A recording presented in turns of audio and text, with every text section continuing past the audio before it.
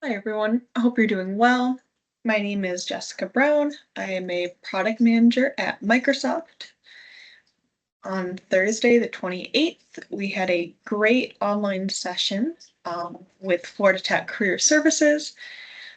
We were planning to record and then upload it to the Career Services site, but after the session, which we had a great audience attend, we realized that the recording function was not operating correctly, and we weren't able to recover that recording. That being said, re-recording the session here just by myself, that way you guys can still you're able to watch this offline if you would like. And also at the end, I took all the questions that were asked in the live session yesterday, and I'll be re-answering them here today. So for this Lunch and Learn, we are talking about building effective resumes and managing the graduate job hunt. The agenda here is we will be actually walking through my college journey, my resume evolution from freshman to senior year, and how I was able to navigate opportunities and the key learnings out of that. I graduated in 2022, and so it wasn't too long ago that I was in your guys' shoes. And what I did here is thought, at each stage in college, what is the advice I would have wanted to hear? What would have helped me the most? And so, a little about me. I also went to a tech school. I went to Michigan Technological University. For those who don't know where it is, where most don't, it is way up in the Upper Peninsula. It is basically in Canada, bordering Lake Superior, as north as you can really get in the United States. Um, I had a bachelor's in computer science, and I also got a minor in mathematics.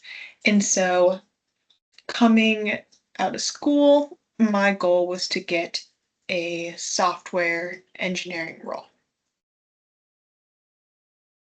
So, coming in as a freshman, as most freshmen, I had absolutely no experience. Um, and that's okay because companies are not expecting freshmen to have any experience at all. Because of that, it can be tough to get an internship as a freshman. It's not very common, especially in your area that you're looking to have your degree. Like for myself, to get a software engineering internship as a freshman probably would have been near impossible. But looking here at the resume, there's a few pointers I have for someone who either is a freshman coming in or maybe someone who maybe does not have a lot of experience or projects yet to put on their resume. First, it is important to fill a full page. And to do so, if you feel like you don't have a lot, you can pull experience from other fields that still highlight skills. Looking at my resume here, I will turn on the laser pointer. You can see I have a Make-A-Wish project that I'd done in high school. Here's a computer science project I'd done one of my high school classes. I even have some of the leadership positions I held in clubs in high school. I even have the fact that I was a cashier and a babysitter. That is okay because what you're doing is you're highlighting your soft skills. You're calling out the fact that you have had leadership roles in the past, that you can run and collaborate with others and handle projects. Again, they are not expecting you to have any experience in your degree. So if anyone is looking at the resume of a freshman, they are going to expect you just to show anything of value or of impact, the initiative you've been able to take in high school or whatever you did prior. And to do so, what you can do is to highlight those pieces is use impact words. I call them later here in the slides buzzwords as well. And highlight numerical figures, call out the impact you drove or the value you provided. So here I have an example of like increasing the state qualifiers by 15%, being 200% over our donation goal, 100% accuracy, um, providing metrics that where your efforts can be measured statistically will really help drive that level of impact with a employer. Okay, so now stepping away from the resume, what can you do your freshman year if you are earlier in looking for opportunities, what can you do? My biggest recommendation is taking part of any non-schoolwork or non-class opportunities. This can be both on and off campus. Some examples that I personally did is I got involved in a couple clubs and teams at school. I applied for a research grant, and I also took part of a hackathon in the middle of the year. And those are things that you'll see later on that I'm able to put on my resume. And I think one of the biggest things is that schools provide so many opportunities, many that you guys probably aren't even aware of. I definitely know looking back, I wasn't aware of probably half of what my school did and made available. It's easy to just focus on your schoolwork and to focus on your classes, but there is a plethora of opportunities that you can take to get additional experience that's not just an internship. And often items of these sort help set yourself apart from other students who may be looking for similar roles. And in regard to an internship, it as a freshman, again, it will be very, very difficult to get an internship right away in the field you're going into. And so if you want to still get work experience, it doesn't have to be directly related to your major or even your preferred industry. For example, what I did is I networked with local connections in my area to get an IT internship at a small local engineering firm. So my role as an intern was doing IT, which I'm able to apply and speak to in more of like a tech and computer science way. But this was at a civil engineering firm, so nothing in like my area of expertise. And also the role was is a very beneficial role, but not one that was not related to what I was going to school for. I was setting up computers. I was setting up desks. I was troubleshooting Word and Office when people had issues. Even many times I was cleaning the supply closets, organizing the IT cables. It was definitely not what I was looking to do later on, but it helped build up experience for myself to put on the resume and things to speak to when I got into interviews later on. One other thing I'll speak to before I jump off this slide is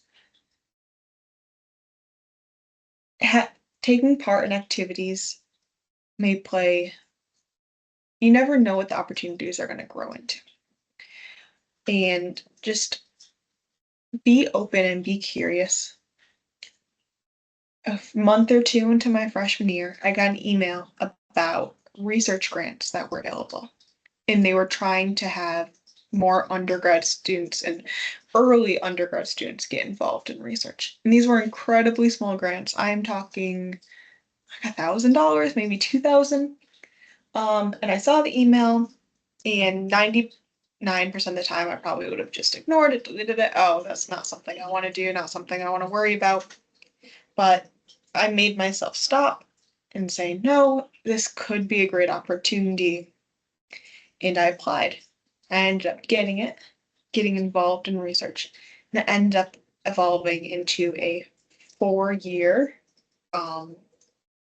grant that grew in size, not only monetary, but the size of projects I got to be on. And it led to many, many greater things, which you'll see in later slides. And in my opinion, was probably the greatest differentiator on my resume that helped me land the internships and eventual job that I did.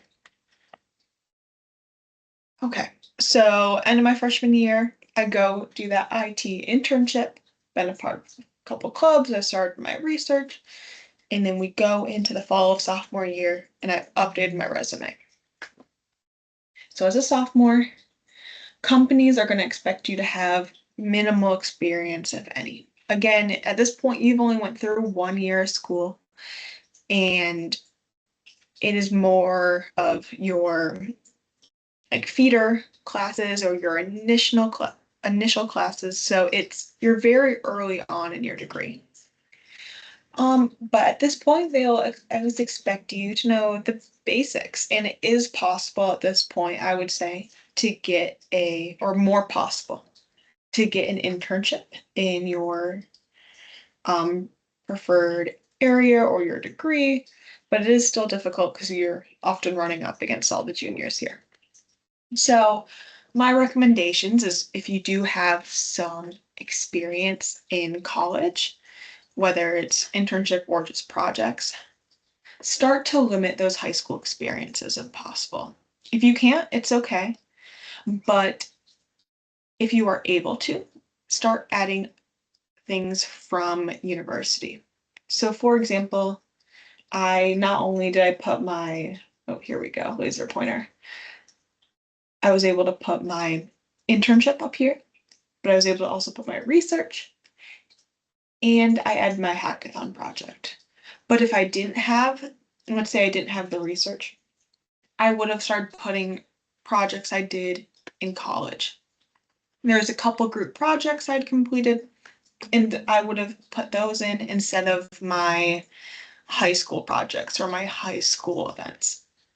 And I also switched out all of the clubs and leadership positions I had and focused on the groups I had joined in college. And just like I said earlier, is don't be afraid to add any and all experiences. Um, it doesn't have to be specific to your degree or your major. It's showing employers that you are able to handle projects and work in more professional or corporate settings. And those, again, hitting on point 3 there, those are highlighting those more transferable and soft skills. Because yes, there may be technical skills for your degree that you are going to have to learn, but the things that are harder to teach is maybe some of those communication skills, those leadership skills, your ability to collaborate with others, handle multiple different work streams at a single time. And those pieces, again, I mean, those can come from anywhere.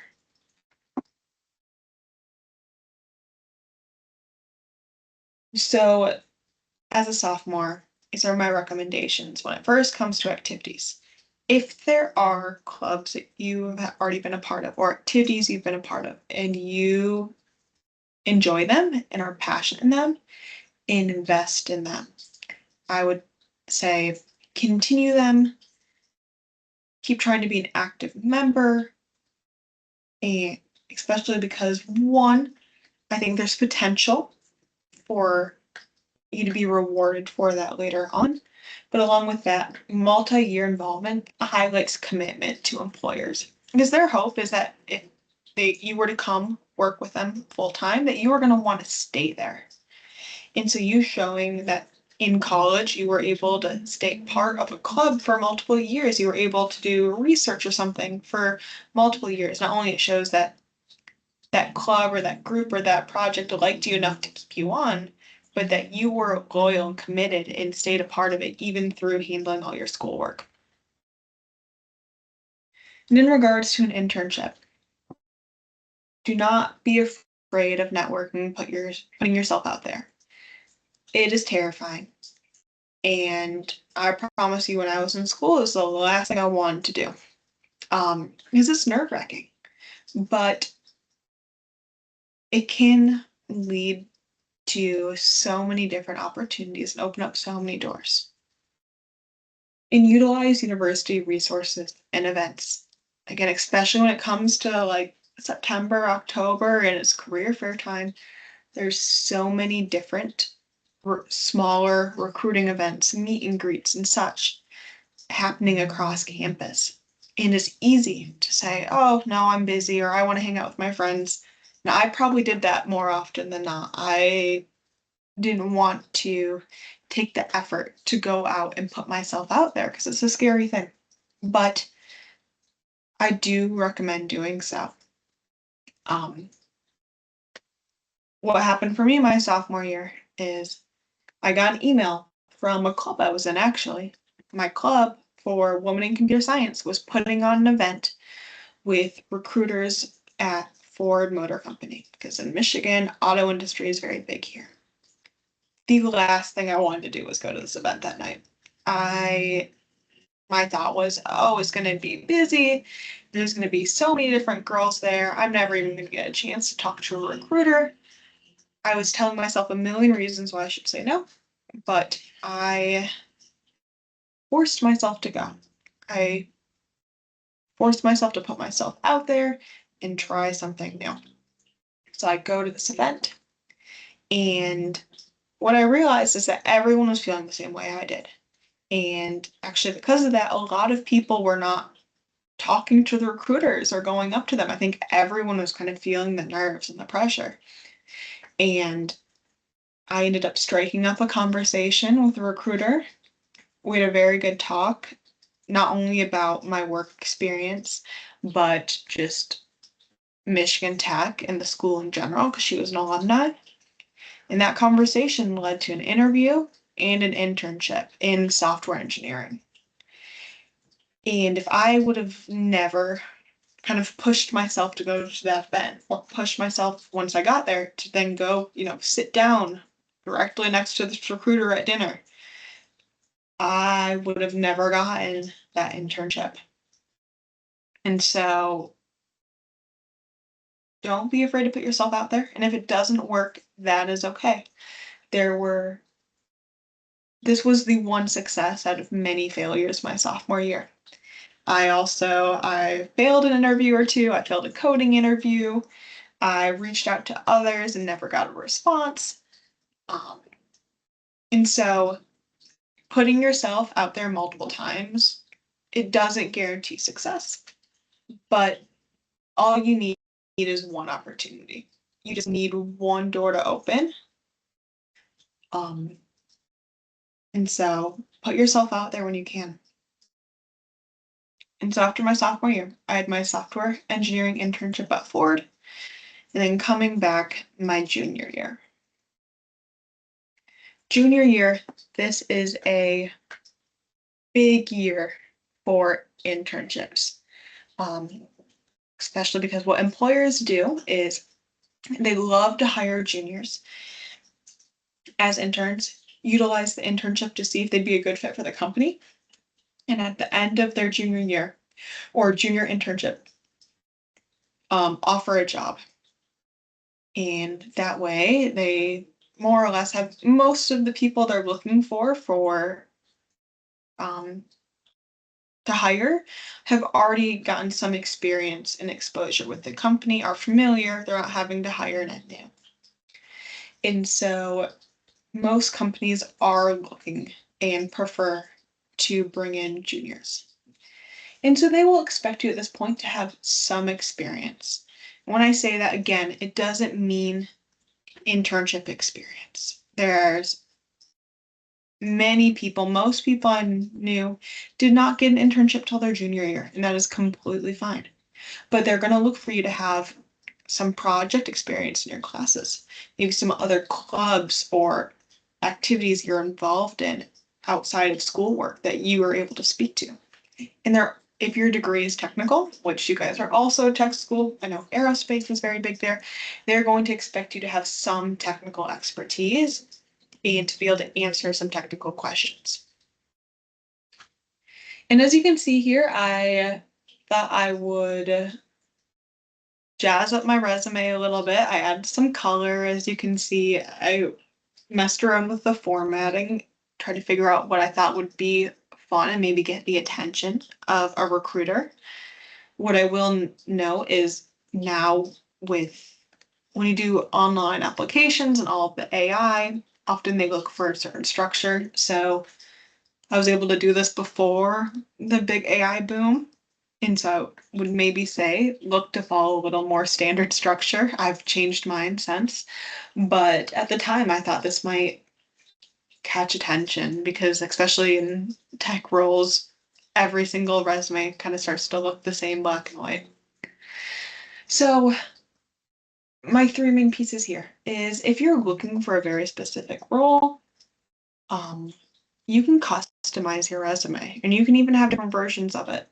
And you can have a short bio up at the top. So here, I wasn't looking to customize it too much, but I wanted to call it the fact that I was a third-year student, so a junior, and I was looking for software engineering internship or co-op, and that I wanted to work on a large-scale project. And so, a quick little 1 or 2 sentence explaining yourself and what you are looking for. Along with that, I recommend placing your experience in order of impact. And again, this is preference, but a lot of resumes templates show, okay, here's your work experience, here's your project experience, here's your volunteer experience, and it chunks it like that. Recruiters often, I mean, a lot of times now everything's run through AI. But if you are in person with a recruiter, they are probably going to take maybe 20, 30 seconds to glance over your resume. And everyone reads top down. And so whatever you're going to want to order it in date of most recent to an extent. But try to put everything at the top, like what is most prevalent, what is most impactful, and what will be of most value to the recruiter. So what you can see here is my research, again, went on for 4 years straight. So this was still ongoing. But my software engineering internship in the summer was going to be more impactful when talking to these different tech companies. So I placed that above it. And I put my freshman year internship here, but at the very bottom, I just wanted to highlight the fact that I did already have 2 internships, but this one was not going to be as near as impactful as my sophomore year one, nor my research that I did. And as we said before, experience can come from all different activities. At this point, I was able to kind of focus on internships, but projects at school, other events you've been a part of are just as impactful. And keep it to 1 page. As you can see, I have continuously tailored and removed. I know it can seem easy to want to show anything and everything that you've done to show value, but realistically, a recruiter is not going to take the time to look through a second page. I would try to tailor as much as you can just to show your highest impact, highest value, and you can speak to other activities and experiences needed.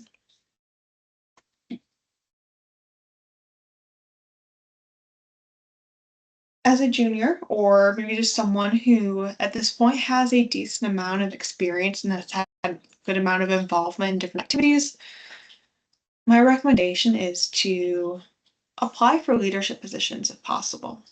Companies really like seeing leadership that you've had throughout university. And by the time you're a junior or a senior, this is when those opportunities become more available. And so, for example, if you're on a sports team, if you're part of a club, if you are able to apply and you have interest in doing so as well, I would recommend doing so. Also, the second one might sound a little weird, but I'll explain it. Look into available awards, nominations, competitions, and more. So this is going back to the fact that universities have so many resources available, so many more than you or I ever realize. Um, and what happened my junior year, and the only reason this happened is because in my research, I had a research advisor who's a part of the university.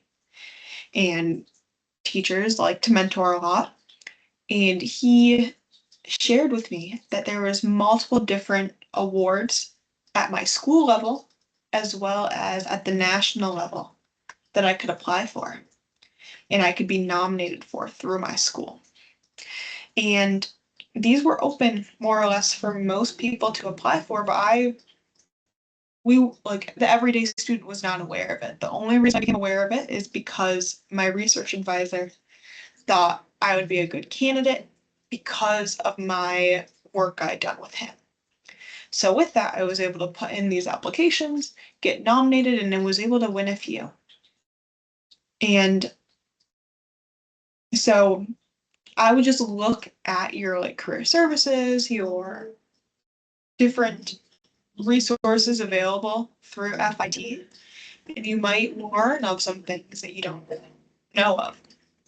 And also look at the national level as well. Look at what's available um, for college students.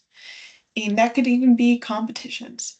What some of my friends did who were civil engineers at school is they learned of a national level civil engineering competition and they brought it up to like the dean of civil engineering. They were able to form a team and get some funding to go down there and they actually placed. So that was a very big thing they were able to put on their resume is that they took a part of this national level competition competing against other schools.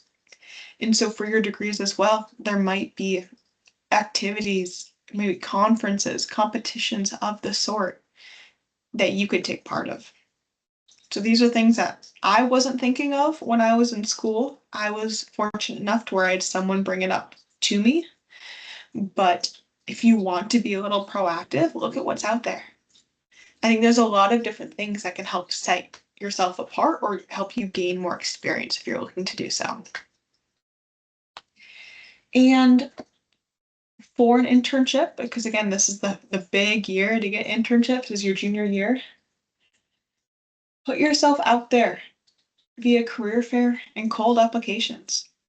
My strategy going into junior year is I applied online to about 30 to 40 different places, just cold applications.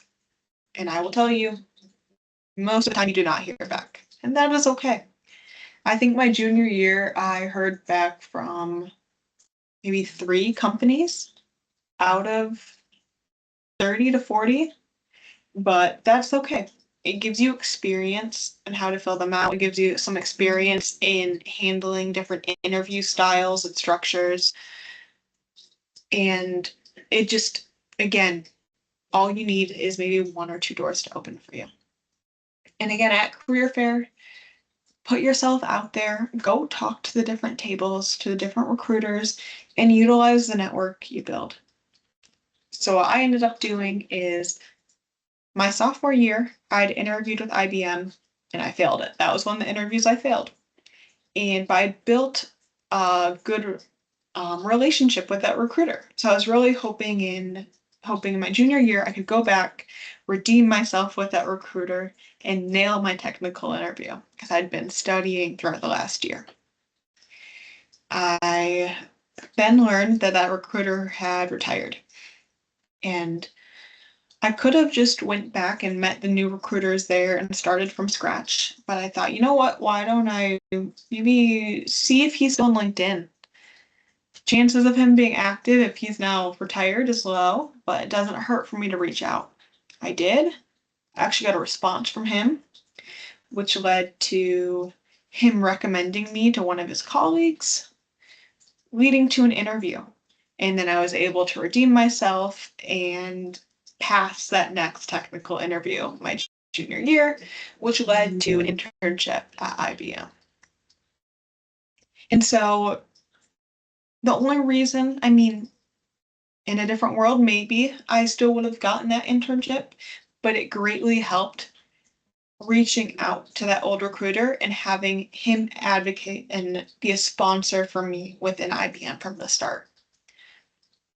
And so throughout your years at college, you meet a lot of different people, you connect with a lot of different recruiters. There's a relationship there, or you hit it off with someone well where you think they would still remember you after. Don't be afraid to reach out.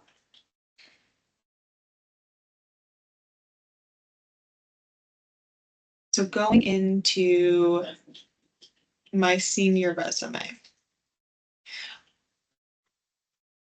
this is my resume I had to actually get a full-time position. I'll speak to it here in the next slide, but even though I had an internship my junior year and I was offered a full-time position, I did not take it. If you do get an internship and you take if you get a full-time offer at the end of it and you take it, amazing. It makes your senior year so much less stressful. I did not take that path. And so then I went back to my senior year career fair looking for a full-time job. And when you are a senior, companies are going to expect you to have some experience at this point. Again, that doesn't explicitly mean internship experience, but they're going to expect you to have stronger technical skills and pretty sufficient project or like activity experience that you can speak to. And this is going to be a little more specific to your major because again, they are now hiring you not for an internship, which can be kind of seen as like a trial run, but they will be hiring you for a full-time position, which is a lot more of an investment on their side as well. So we spoke about this prior, but emphasize your highest impact work and achievements. Tailor and refine your resume to call out what will be most valuable to a recruiter. What is going to catch their eye right away and make them think, oh, they would be a perfect fit of our company or they could do this job. Brought back the resume buzzwords.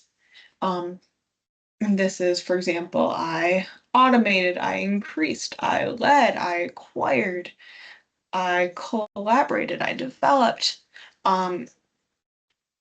Framing the statements or like the bullet points under your experience to show the impact you drove and the value you provided is going to resonate well with recruiters. And you can look up these words online, even if you just look up resume buzzwords, how to write a resume. I mean, also we live in an AI age now.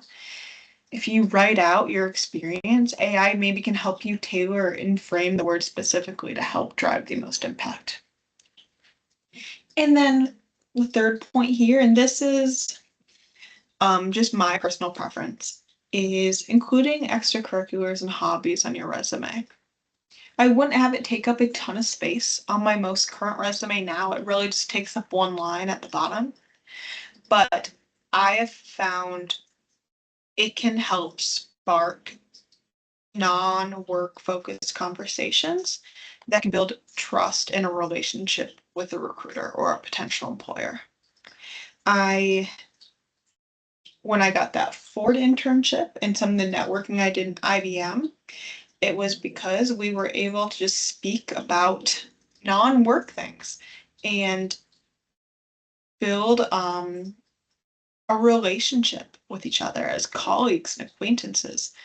Again, that's not the only reason I maybe landed that role, but it helped make it a little more personal, not just a professional work only conversation. Makes you a little more personable, a little more likable, in my opinion, and will help them remember you more. And I know other friends of mine as well, where one of their hobbies was also one of the recruiter's hobbies. And that helps spark conversation and build that relationship as well. You don't have to if you don't want to. I know many templates don't include it, and they would like to use the space for maybe more impact and work focused items. But here I included a few of the clubs as a part of the sport I had played, and now I have as a little one liner of different hobbies I have on my current resume.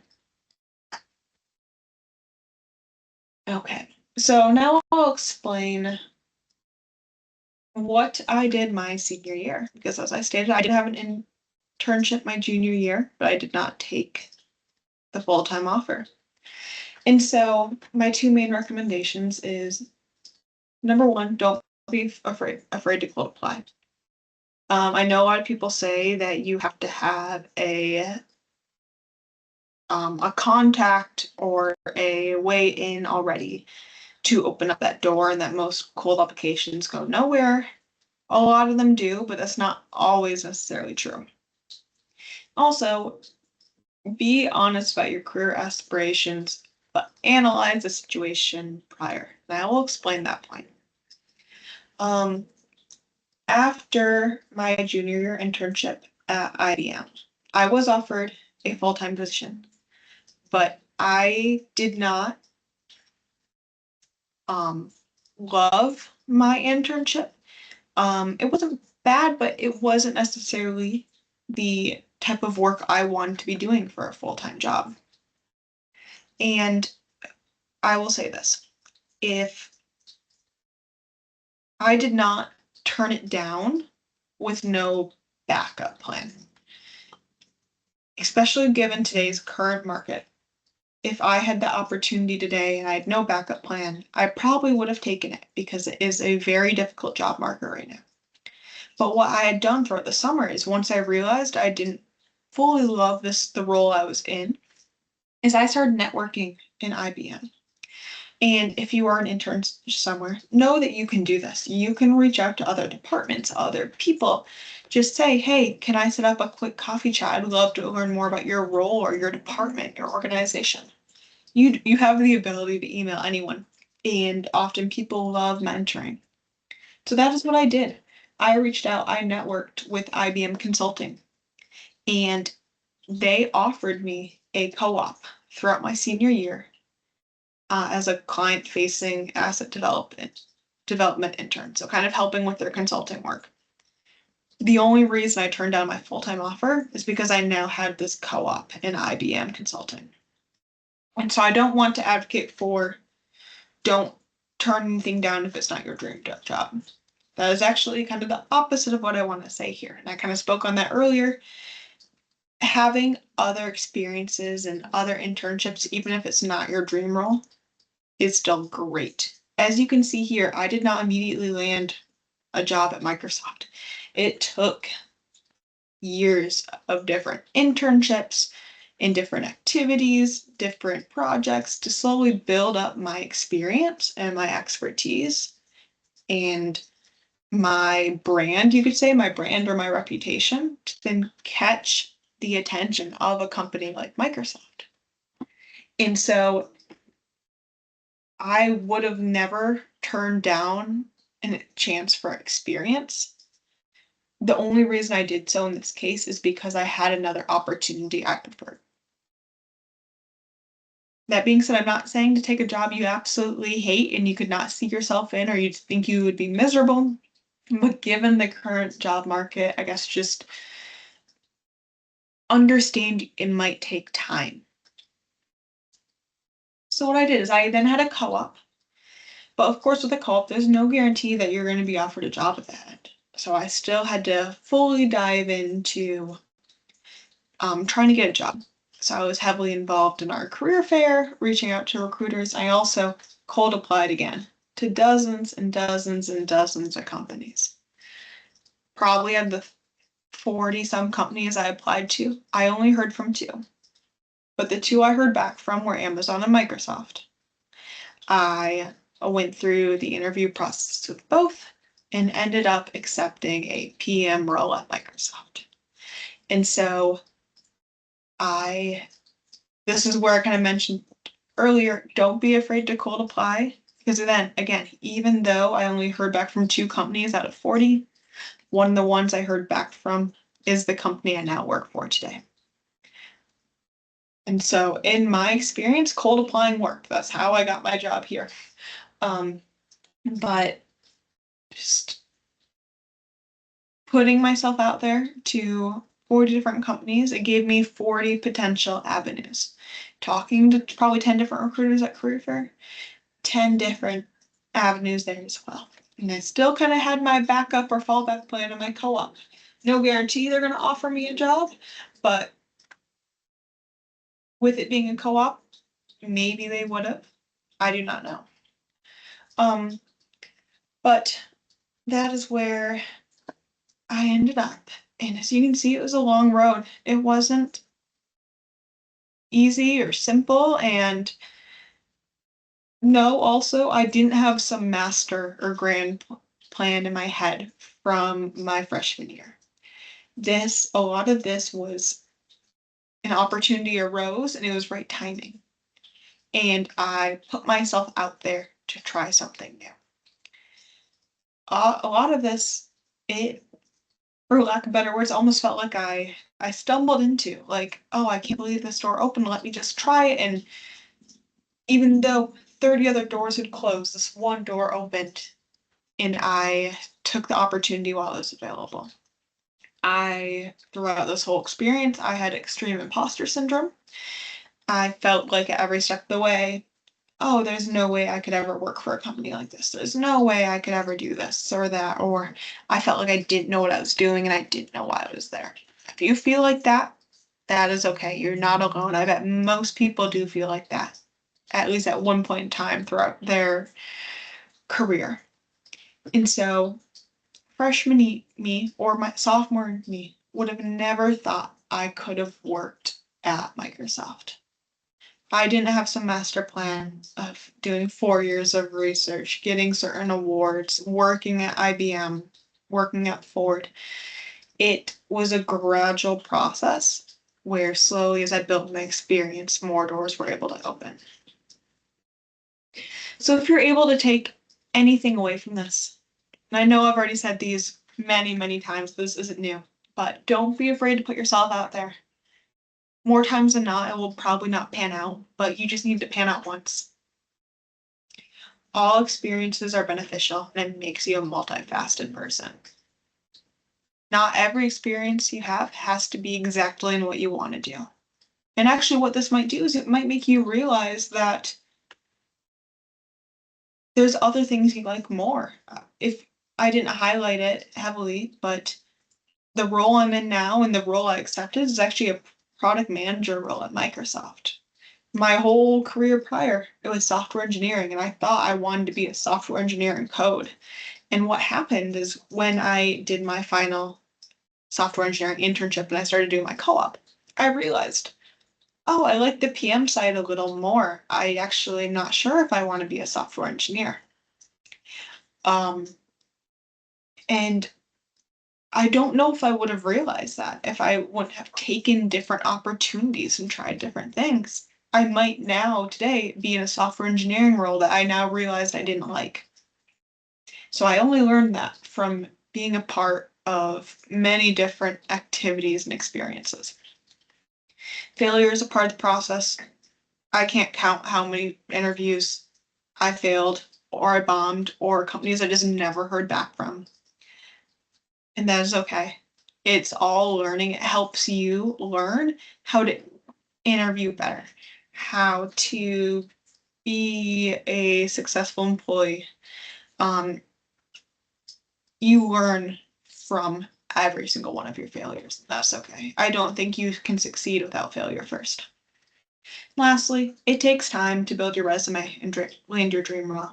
I know I just spoke on this. I won't do a whole nother spiel, but this took 4 years of different activities, involvement, internships, work, and I was fortunate where I was able to land a position I wanted, but sometimes I have many friends where it's still a continuous transitioning into their first role, and they may not be their dream role, but from it's giving them full-time experience to now jump into the next role that maybe is their dream role or start setting them up for that. So if you do not start in your dream role or your dream company, that is okay. We are very still early in our career process. We're building up to where we want to go. And even where I am right now, that's probably not where I want to end up. I think you're continuously planning and looking at what will make you the happiest, what will fulfill you the most, what are you the most passionate about. Now what we're going to do is we're going to jump into some of the Q&A I answered yesterday. So we unfortunately don't have the students here to ask live like they did yesterday, but I took some of the main questions that were asked and I will answer them again. So first, what tips can you give for preparing a technical part of an interview? Utilize the internet. So as I said, my sophomore year, I failed a technical interview because I did not know how to study for it. I truly thought that you just went into it and you answered the questions to the best of your ability. I learned very quickly that is not what you do, and most people study quite intensively before they go into a technical interview. So for myself, for software engineering, you had coding interviews where they'd give you a prompt and you had to code out the answer. And so after a couple quick searches online, not only did I find out there was books available to purchase, articles after articles, YouTube videos, sample problems, but also there was websites built out where it would simulate a full live interview, give you the area to code, the prompts, a timer, and it would then grade your code and help you catch what you did wrong. And so again, that's very specific for computer science, but I would just Google your degree or the role you're going for, and then write aerospace engineering technical interview questions. And I would just start diving into the search results because I bet there is a plethora of resources available.